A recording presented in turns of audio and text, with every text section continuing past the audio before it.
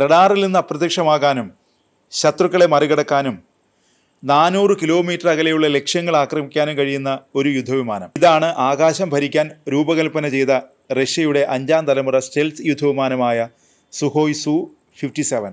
ഇപ്പോൾ റഷ്യ ഇന്ത്യക്ക് ജെറ്റ് മാത്രമല്ല, ഇന്ത്യയുടെ വ്യോമശക്തിയെ പുനർനിർമ്മിക്കാൻ കഴിയുന്ന ഒരു കരാറും വാഗ്ദാനം ചെയ്യുന്നു. പക്ഷേ ഈ ഓഫറിന് പിന്നിൽ ഒരു വലിയ കളി നടക്കുന്നുണ്ട്. റഷ്യൻ പ്രസിഡന്റ് വ്ളാഡിമിർ പുടിൻ എല്ലാ ശ്രമങ്ങളും നടത്തുന്നു. ഇത് വിമാനങ്ങൾ വിൽക്കുന്നതിനെക്കുറിച്ചല്ല.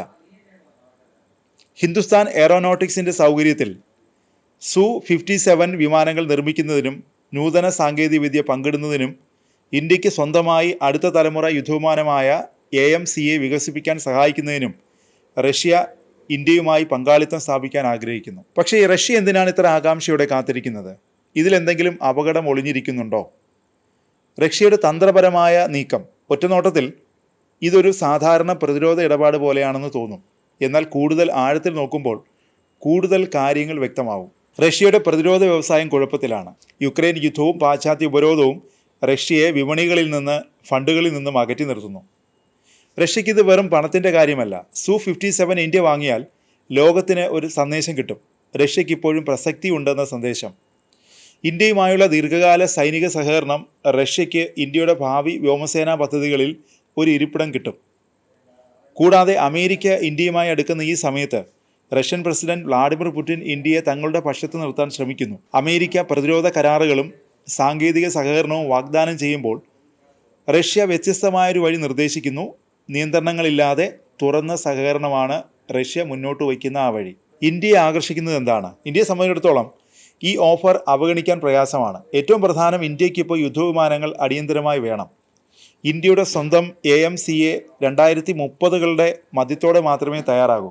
അതുവരെ Su-57 ഒരു താൽക്കാലിക പരിഹാരമാണ്. എന്നാൽ ഈ കരാറിൽ ശ്രദ്ധിക്കേണ്ട ചില കാര്യങ്ങളുണ്ട്.